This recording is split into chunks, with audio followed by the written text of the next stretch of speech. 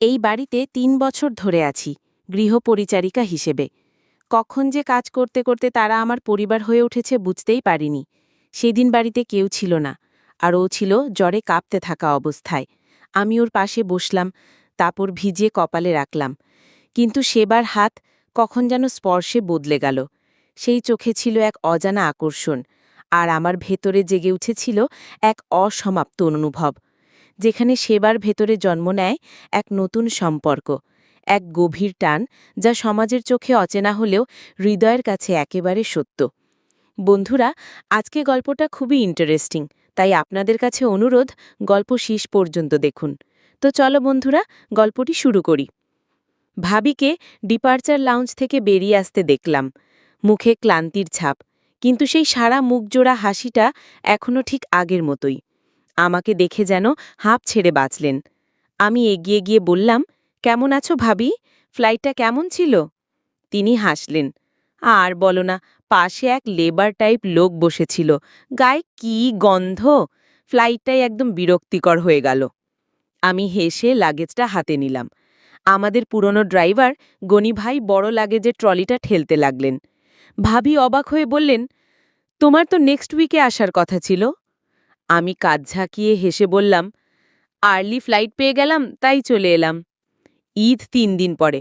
ভাবি এসেছেন কানাডা থেকে, আর আমি নিউ ইয়র্ক থেকে। ভাইয়া আসতে পারছেন না, ছেলেদের স্কুল চলছে। এটা প্রতি ঈদের চেনা চিত্র। ভাবি আগে আমাদের বাসায় এসে এক রাত থাকেন, এরপর বাপের বাড়ি চলে যান। এটা তার নিজের তৈরি করা এক অভ্যাস। সেদিন রাতে আড্ডা জমে ওঠেনি, ভাবি ক্লান্ত ছিলেন। আমি চোখের পাতা নামানোর আগে ঘুমিয়ে পড়লাম।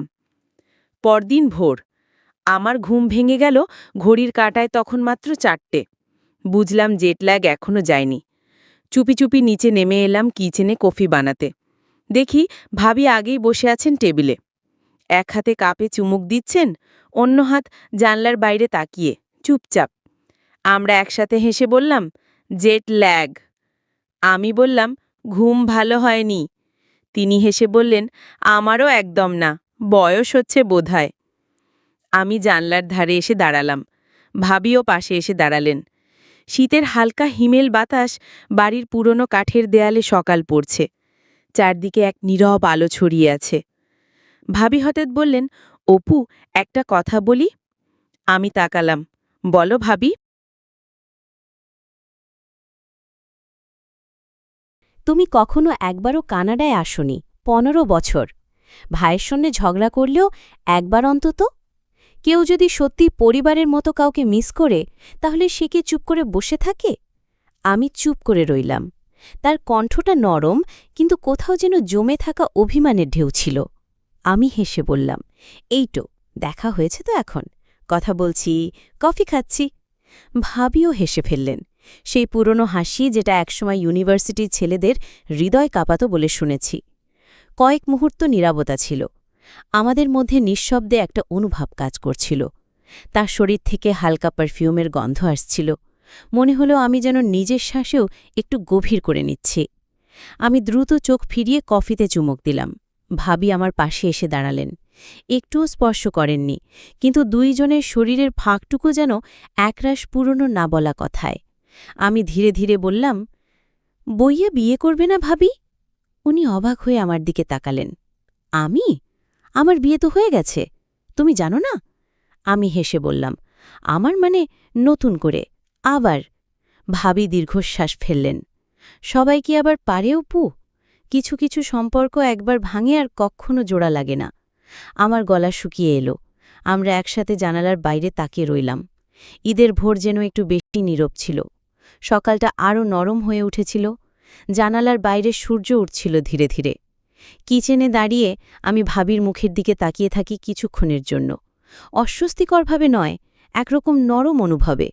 তার মুখে সেই পুরনো মাধুর্য, চোখে ক্লান্তি, তবু এক অদ্ভুত উষ্ণতা। তিনি আমার দিকে তাকালেন হঠাৎ। বললেন, কিরে, কেমন বড় হয়েছিস? আমি হেসে বললাম, আর তুমি আগের মতোই আছো, একটুও বদলায়নি। তিনি হাসলেন, আবার কফিতে চুমুক দিলেন। তার ঠোঁটের কোণায় গরম কফির ছোঁয়া, চোখে এক চিলটে আবেগ। কিছুক্ষণ চুপচাপ দাঁড়িয়ে থেকে আমি জিজ্ঞেস করলাম, তুমি কি আজ মায়ের সাথে শপিংয়ে যাবে? তিনি বললেন, না, আজ একটু বিশ্রাম নিতে চাই, কাল যাব। আমি বললাম, তাহলে দুপুরে আমরা বাইরে খেতে যাই না? তোমার পছন্দের পুরনো রেস্টুরেন্টটা এখনও আছে? তিনি একটু অবাক হয়ে বললেন, ওই যে বনানী লেকের পাশে যে রেস্টুরেন্টটাতে একবার আমরা গিয়েছিলাম। আমি মাথা নেড়ে বললাম, হ্যাঁ, ওইটাতেই। তুই মনে রেখেছিস? আমি বললাম, তুমিও তো ভুলনি। এক মুহূর্ত চুপ, তার চোখে আমি কিছু খুঁজে পেলাম, অদ্ভুত কিছু, হয়তো পুরনো দিনের ছায়া, হয়তো নতুন কিছু বলার ইচ্ছা। আমরা একসঙ্গে গাড়িতে চেপে রওনা হলাম। গাড়িতে হালকা মিউজিক, জানালার বাইরে ছুটে চলা শহর, আর ভিতরে এক অদ্ভুত নীরবতা। হঠাৎ তিনি বললেন, অপু, কখনো কখনো মনে হয় আমি কাউকে সত্যিই আপন বলতে পারিনি। আমি বললাম, আমারও এমনই মনে হয়। তোমার তো বিয়ে হয়নি এখনো? না, কারণ কেউ যেন এমন ছিল না যার চোখে এই একই নিঃশব্দতা আমি খুঁজে পেতাম। ভাবি এক মুহূর্ত আমার দিকে তাকিয়ে থাকলেন, তার ঠোঁটে এক হালকা হাসি। আজ অনেক খোলামেলা কথা বলছ। আমি বললাম, তুমি বলো না বলে আমি থেমেছিলাম। টেবিলে বসে আমরা পুরনো দিনের গল্প বলছিলাম। একসময় ভাবি হালকা করে আমার হাতে হাত রাখলেন, হেসে বললেন, তুই খুব বদলে গেছিস, অনেক পরিণত হয়েছিস। তার আঙুলের ছোঁয়া খুব হালকা, কিন্তু সেখানে যেন বছর দশেকের শূন্যতা জমেছিল। আমি বললাম, ভাবি, তোমার কাছে আবার ফিরে আসতে পেরে মনে হয় আমি একটা অসমাপ্ত গল্পের পৃষ্ঠা উল্টে আবার নতুন করে শুরু করছি। তিনি চুপ করে গেলেন।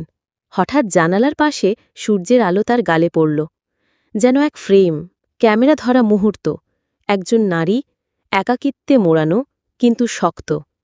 আমি বললাম, ভাবি, যদি সময় একটুও থেমে যেত?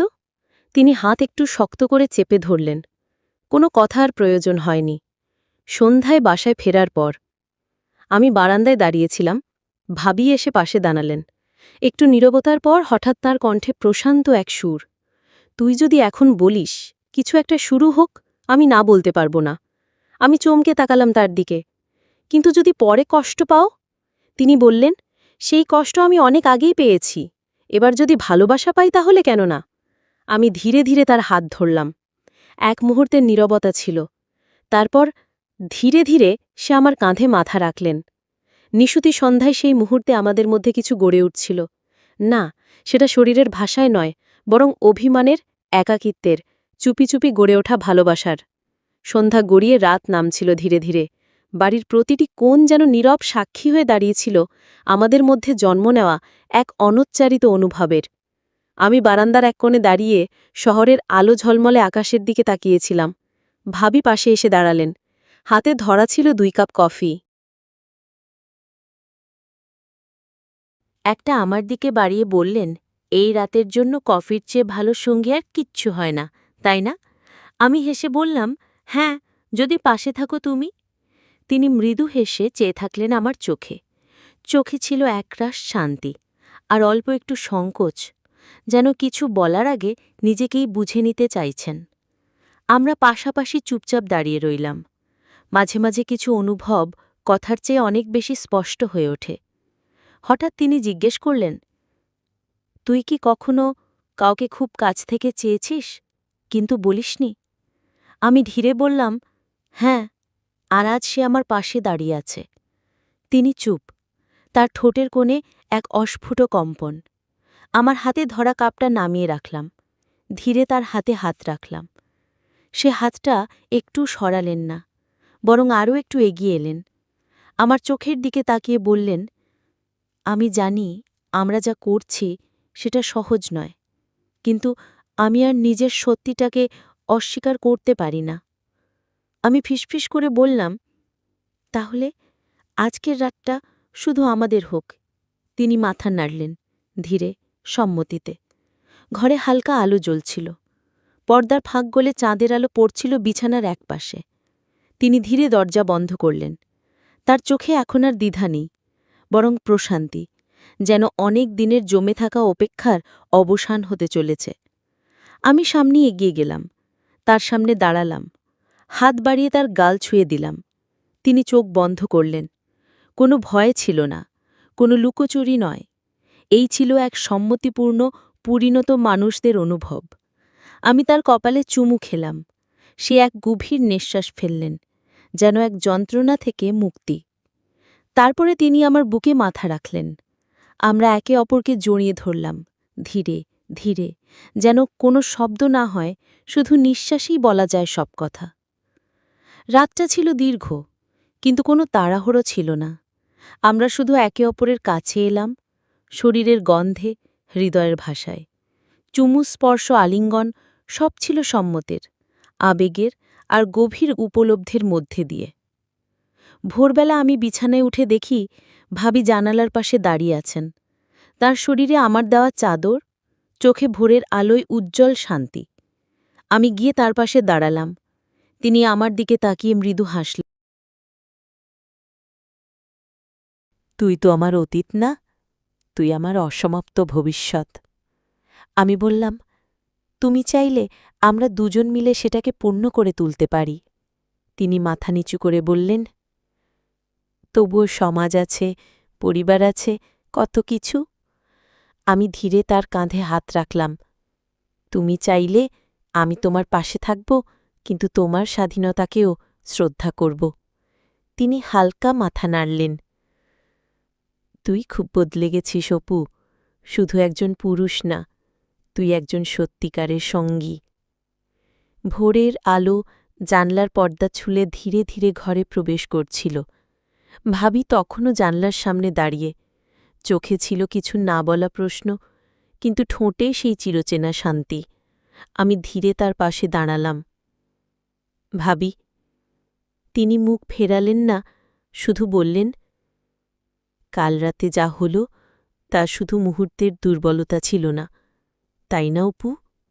আমি বললাম, না, ওটা ভালোবাসার একটা চুপচাপ স্বীকারোক্তি। তিনি মুখ ফিরিয়ে আমার চোখে চাইলেন, তুই জানিস, এই সম্পর্ক শুধু আমাদের মধ্যে সীমাবদ্ধ নয়, এর ছায়া পড়বে পরিবারের ওপর, সমাজের ওপর। আমি চাই না তোর জীবনের শুরুটা হোক ভুল বোঝাবুঝি দিয়ে। আমি নীরব থাকলাম কিছুক্ষণ, তারপর বললাম, তুমি কি চাও আমি দূরে সরে যাই? তিনি মাথা নাড়লেন, না অপু, আমি চাই তুই নিজের ভবিষ্যৎ গড়ে তুলিস মাথা উঁচু করে, আর আমি আমার দায়িত্ব পালন করি সম্মানের সঙ্গে। ভালোবাসা মানে তো সবসময় পাশে থাকা নয়, প্রয়োজনে সরে যাওয়া। আমার চোখ ভিজে গেল। এই নারী যে আমার চোখে শুধু ভাবি নয়, তিনি এক সম্পূর্ণ মানুষ, প্রতিটি সম্পর্কের প্রতি দায়িত্ববান, আত্মসম্মানে দৃঢ়। তিনি ধীরে এগিয়ে এসে আমার কপালে চুমু দিলেন, বললেন, আমরা দুজনই জানি কি অনুভব ছিল আমাদের মধ্যে। এটা কোনো লজ্জা নয়, কোনো পাপ নয়, কিন্তু সময় এসেছে এটা স্মৃতিতে রেখে সামনে এগিয়ে যাবার। কিছুদিন পর আমি এখন নতুন শহরে নতুন চাকরি শুরু করেছি। ভাবির সঙ্গে যোগাযোগ কমে এসেছে, কিন্তু মাঝে মাঝে উৎসব পার্বণে খোঁজ নেওয়ার মতো সম্পর্ক রয়ে গেছে। মাঝে মাঝে পুরনো দিনের কথা মনে পড়ে। ভালোবাসা মানে যে সবসময় প্রাপ্তি নয়, তা আমি ভাবির কাছ থেকে শিখেছি। এই গল্পটি কেবল অপু ও ভাবির সম্পর্কের এক অভিজ্ঞতা নয়, এটি হাজারো মানুষের জীবনে ঘটে যাওয়া সেই অপ্রকাশ্য অনুভবের কথা, যা কখনো ভাষা পায় না, আবার কখনো সমাজের চোখে ভুল হয়ে যায়, যদিও সে ছিল পরিণত, সম্মত ও মানবিক। সম্পর্ক তখনই সুন্দর যখন তার মধ্যে থাকে সম্মান, দায়িত্ববোধ ও সময়মতো সরে দাঁড়াবার সাহস। সমাজ আমাদের চলার পথ নির্ধারণ করে না। আমরা যদি সম্মান, ভালোবাসা ও নৈতিকতা নিয়ে বাঁচি, তাহলেই সব সম্পর্ক হয়ে ওঠে অর্থবহ। তো বন্ধুরা, এই ছিল আজকের গল্পটি। গল্পটি ভালো লাগলে একটি লাইক ও চ্যানেলটি সাবস্ক্রাইব করে দেবেন। ভালো থাকবেন সবাই, দেখা হচ্ছে পরের ভিডিও।